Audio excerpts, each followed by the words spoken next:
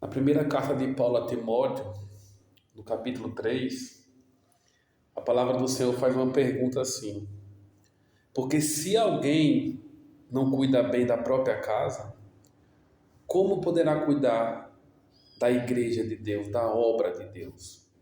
E o contexto aqui está falando com relação aos líderes.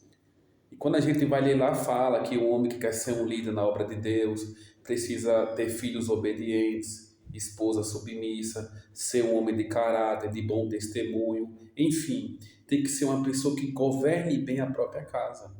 Aí por isso que lá faz essa pergunta, porque se alguém não governa bem a própria casa, como vai cuidar bem da igreja de Deus? Então, atualmente, irmãos, esse é um dos principais critérios que eu uso para saber se uma pessoa verdadeiramente é de Deus, é um verdadeiro servo de Deus ou não. Porque a gente vê por aí muitas pessoas dizendo: eu sou um servo de Deus, sou um missionário, uma missionária, um pregador do evangelho, um pastor, um diácono. Mas quando a gente vai ver, são pessoas que não governam bem nem a própria casa e querem ser líder na obra de Deus. O que eu estou falando aqui não é palavra de mim mesmo, mas é a palavra de Deus, 1 Timóteo capítulo 3.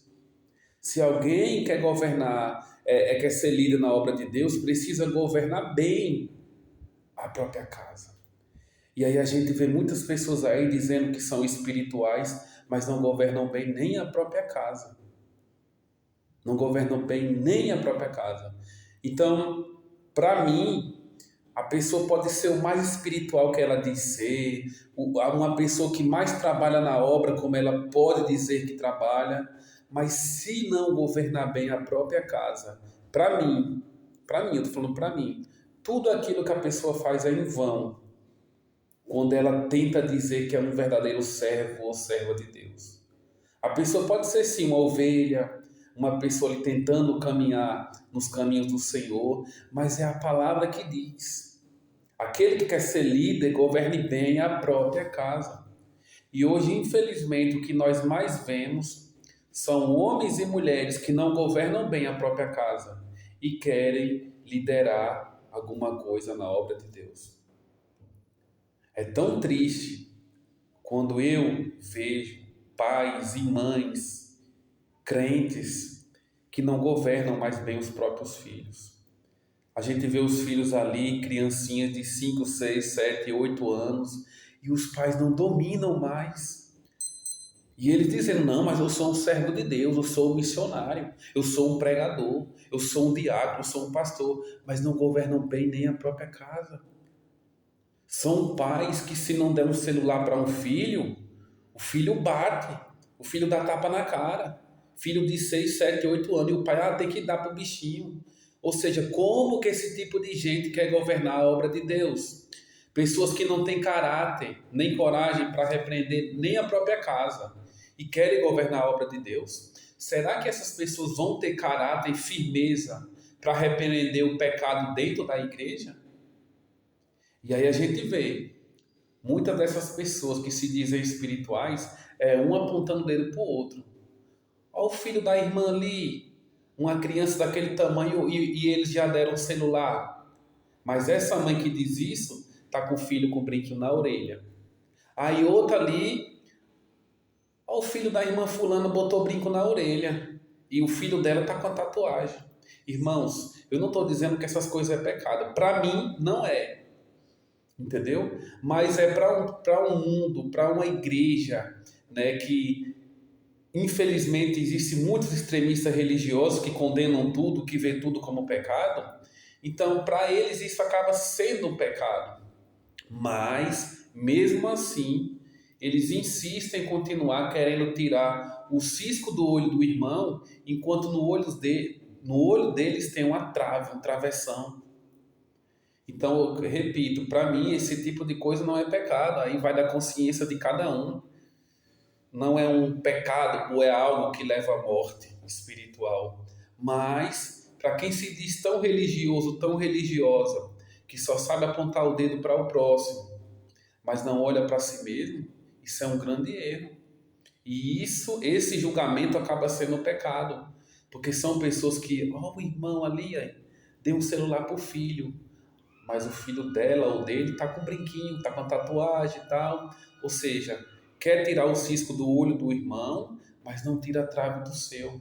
Mas enfim, para o vídeo não ficar muito grande, para mim, pessoas que se dizem espirituais, mas não governam bem nem a própria casa, para mim, a espiritualidade dele, para mim, pessoalmente falando, não vale nada.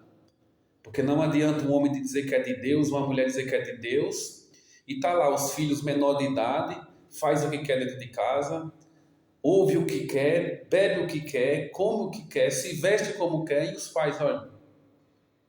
Aí tá lá o marido que se diz espiritual, a esposa insubmissa, não tem acordo, a casa é uma bagunça, é uma baderna, mas enfim. É como diz a palavra de Deus. Se não governa bem a própria casa, como vai governar a igreja de Deus? Então eu repito, a pessoa pode dizer, eu sou um servo, eu sou uma ovelha, né? Infelizmente a minha família, né? A pessoa pode dizer a situação, anda assim, meus filhos são desobedientes mesmo, mas ela tem que assumir, e por isso, por conta disso, eu não quero ser líder na obra de Deus, porque eu não estou governando bem a minha própria casa. Então, beleza, ninguém tem culpa de ter filhos desobedientes, esposa insubmissa, enfim. Mas a pessoa pode e deve ter a consciência e dizer, não, eu não quero liderar a obra de Deus porque a minha família não é um bom testemunho, a minha família não é uma família de caráter, então eu não quero. Pronto, é isso. Mas o problema é que as pessoas estão gananciosas por poder, estão gananciosas para ser líderes na obra de Deus. Então, primeiro conserta a sua casa, primeiro conserta a sua família e lembre-se, se o filho é de menor, se o filho ou a filha vive dentro de casa, o domínio, o controle cabe a você. Mas eu não domino mais, então, mas não esqueça, a culpa continua sendo sua, porque não conseguiu colocar o controle enquanto era criancinha. Agora, depois que ficou de maior, aí cada um paga pelos seus pecados, aí você de fato não tem mais responsabilidade. Nós não temos mais responsabilidade quando o filho já está de maior, já vai ver a vida dele. É como lá em Ezequiel diz, o filho não paga pelo pecado do pai e o pai não paga pelo pecado do filho. Mas nós precisamos entender que enquanto é de menor ou que enquanto está debaixo do nosso teto, deve sim obediência a nós. Então nós somos sim responsáveis pela vida e pelos pecados dele. Por quê? Porque muitos pais que se reclamam, se lamentam dos filhos, das filhas, que não ouvem, que não obedecem, que estão vestindo roupas indecentes, são eles mesmos, os pais, que financiam, que dão as roupas, que dão dinheiro para comprar bebida, o cigarro, o brinco, a tatuagem, enfim. São as próprias pessoas religiosas que condenam tudo, brinco, tatuagem, tudo, praia, academia, tudo. São essas mesmas pessoas religiosas que bancam, que sustentam os seus filhos e filhas a continuarem na lascívia, na idolatria, na fornicação, na prostituição. Eles mesmos que bancam, dando roupa, dando dinheiro. Aí depois fica, o que eu faço com meu filho, com a minha filha? O que você faz não é só orar não. Eu estou orando tanto. Não é só orar não. Ora em primeiro lugar e repreende. E prende, e deixa de dar dinheiro, e deixa de dar vestes indecentes. Diz, meu filho, minha filha, quer andar como gente? Pois eu dou a roupa para você andar bem vestido, bem vestida. Mas roupa indecente aqui dentro de casa não vai usar mais. Quer viver sua vida independente? Então a porta aí, pode viver sua vida, mas é isso. Mas o problema é que muitos pais e mães, em nome do amor, eles sacrificam a verdade.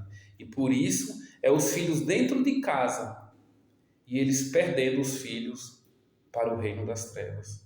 Então é muito triste a situação em que muitos cristãos, pais e mães cristãos, estão vivendo hoje. Mas que Deus abençoe a todos e que dê sabedoria a todos nós, em nome de Jesus Cristo.